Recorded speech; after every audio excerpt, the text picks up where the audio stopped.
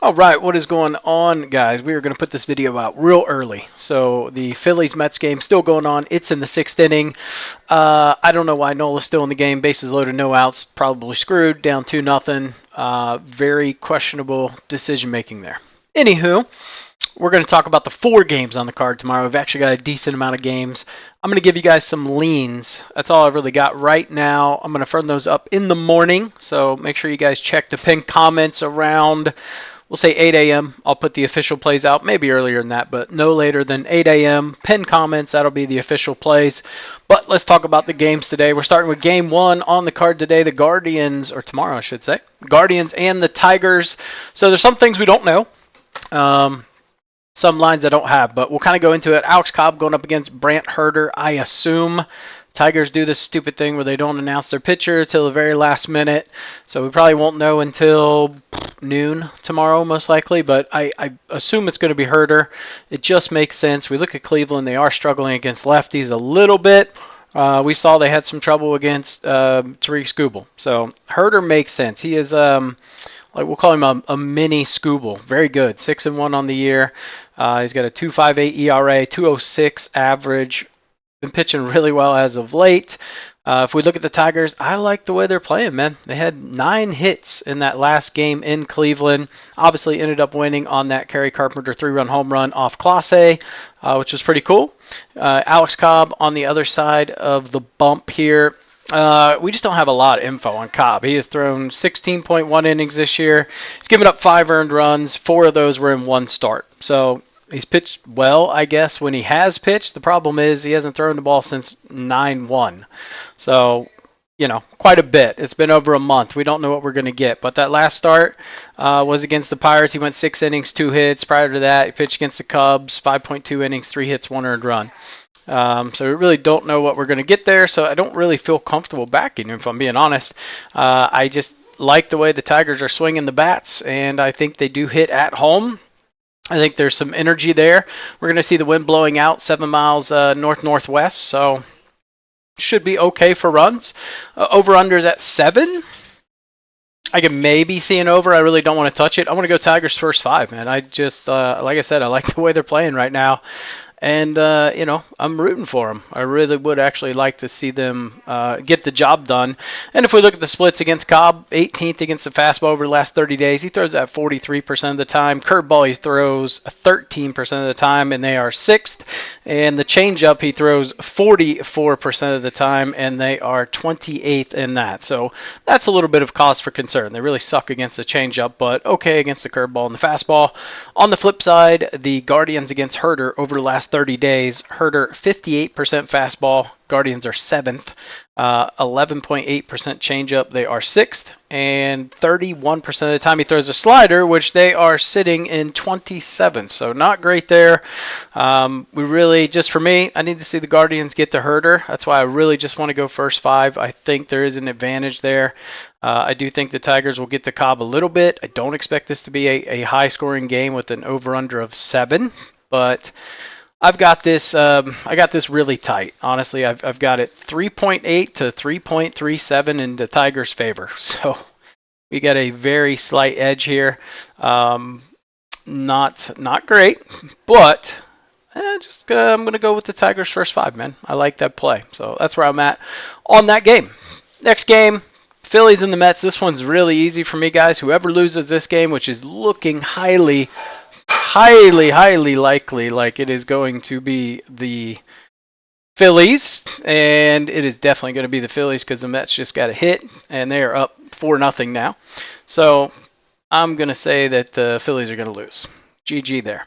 I think the series is going 5. I like it to go 5 and come back to Philly. So give me the Phillies tomorrow on the run or money line. Like I said, these games just seem to be like 1 wins on the run line. So you could almost just take Philly's run line, but I gut feeling says this is going 5. You've got Ranger Suarez going up against Jose Quintana. Quintana's already pitched 3 games versus the Phillies this year. He is 1-0 with a 2.81 ERA. So pretty good. 9 Ks over 3 games. So not really striking out a lot. All 3 of those games were actually at Philly, but it doesn't really make a difference for him. He's 5-5 in the year at home. He's 5-5 away. ERA is basically the same home and away. I think he is slightly worse at home, but very minuscule amount. We look at Ranger Suarez, 3 games versus this team this year, 2 away and 1 home. All of his earned runs, which he's given up 4 earned runs, gave up 2 in each away game. So, decent chance he gives up 2, maybe. If we look at Suarez against the Mets, he's been averaging about 5.1 innings, about 6 hits, and 1.33 earned runs. So, question for me is really going to be this Phillies lineup. Are they going to step up? Really, the bottom of the order. Alex Bohm, 2 for his last 35. Real Muto, 0 for 8. Probably going to be 0 for 9 by the end of this game. You got to have those bats towards the end of the order. Rojas, guys like that, they got to step up and start hitting the ball. I would assume Brandon Marsh is probably playing tomorrow instead of Rojas, but we'll see. Yeah, it's just a system play for me, man. I think this is going to go 5. It just kind of makes sense. If we look at the splits for Quintana over the last 30 days, not so great against lefties. 321 average, 297 WOBA, so that's not terrible. He's done really good against righties. 117 with a 170 WOBA. We look at Suarez, struggling a little bit, really, both sides of the plate. 292 WOBA, 387 WOBA. So, I don't know, something I'll look more into, but highly, highly likely. It's just a system play and go with most likely the Phillies. Or if the Phillies make a comeback, we go with the Mets. Whoever loses that game. I will tell you, when I run the simulations, I got the Phillies winning this 5, or I got the Mets winning it a little over 5 runs to about 3.5. So over-under is 8. Maybe a lean towards the over, but like I said, this Phillies, the bottom of the order, is making me a little concerned. So if you think the Mets are going to win tomorrow, I would say you have a valid reasoning behind that. I just think it's going to go 5. So that's where I'm at with that. All right, next game on the card, we've got the Yankees and the Royals. This is going to be Clark Schmidt going up against Seth Lugo. Schmidt is 2-0 with a 3.29 career ERA versus the Royals. Has not pitched against them this year. Did pitch against them in 2 games last year. Did okay. Gave up 4 earned runs in 1 start and went 7 innings of no-run baseball and 3 hits in another. So, bit of a mixed bag there. Oh, I'm sorry. That is Seth Lugo. I'm just being stupid. Lugo's pitched 2 games against this team this year, with the last being on September 10th. And that was where he went 7 innings, 3 hits, no earned runs. And then back in June at Yankee Stadium, 7 innings, 8 hits, 4 earned runs. So pitched pretty well up until about the late 6th, early 7th inning there. Schmidt versus the Royals. Like I said, 2 games in 2023. Got 2 earned runs, 3 earned runs over 4 and 5 innings. So he hasn't been really going for very long. If we look at his last 5 starts, his longest outing was 5.2 innings. He's generally going about 5 innings, 4 innings, 5.1, 5, 5.2, 4.2. So, only going to give you 4 or 5 innings. Question is he going to have control issues? We've seen it kind of sporadically. Last start, he ended up walking 4 people. He's not giving up a lot of home runs. He's only given up 2 home runs, so he's got that going for him. Conversely, Seth Lugo, not giving up many home runs either. He's given up 2 in his past 6 starts, and he's been pitching really well. So he has kind of been rounding into form heading into the home stretch here. His last regular season game against Atlanta, he went just 2 innings. Didn't give up any earned runs. He faced Detroit, gave up 4. And then prior to Atlanta, he faced the Giants where he gave up 2. So really just kind of 1 bad game in his last 6, and that was against Detroit. But other than that, looking pretty solid. Clark, not super sharp. He gave up 4 in his last regular season start against the Pirates, 3 against the Orioles before that, 1 against the Mariners, 2 against the Red Sox. So, take with that what you will. I would say Casey has an advantage. I mean, Schmidt and Lugo, I would give the advantage to Lugo. Park factor, it's like a minus 23% home run factor. We talked about how the Royals aren't built for the home run, so it really kind of works in their favor, man. They're a line drive hitting team, so kind of ties in there. I know Jazz Chisholm was talking a little shit, saying that the Royals got lucky in that 1 inning, and I think they did too. I think the Yankees were hitting some piss missiles right at people that whole game, and definitely could have seen them win the game if they could hit with runners in scoring position. So Bobby Witt Jr. kind of said, fans are going to bring the heat tomorrow, and we'll see what Casey's got. So this should be interesting. I think it could get a little chippy. Are the Yankees feeling a little pressure? Maybe. I could see the Royals winning this for sure. I kind of like, I'll go Nerfy and the under. I think the under, it's like one of these teams I just feel like offensively just isn't going to show up. I just don't think they both click like they did in the first game where they scored, 9, 10 runs, something like that. I think one team will struggle, one team will excel. So I like Nerfy and the under. If I had to pick a team, probably leaning Kansas City. Like I said, the park factors and just with the way the wind's blowing in, just doesn't really help the Yankees, if we're being honest. Just favors them. Favors the Royals too much, in my opinion. All right, final game on the card is going to be the Dodgers and the Padres. So we don't know how tonight's game is going to go. So that will factor in a little bit, but pretty decent pitching advantage for the Padres in this one. Landon Knack for the Dodgers, Dylan Cease. On the other side of the hill, Knack just faced this Padres team on the 24th, went 4 innings, gave up 5 hits, 4 earned runs, struck out 4. Dylan Cease faced them on the 25th, so a day later, and they were able to get to him a little bit. 5 innings, 5 hits, 3 earned runs. There's a path. He faced this team earlier in the year on July 31st, threw a great game. 5.2 innings, 3 hits, 1 earned run. In his first start, so obviously he started game 1 of this divisional series. Not very good. 3.1 innings, 6 hits, 5 earned runs, 5 Ks. So they were able to get to him. I think they get to him in this one as well.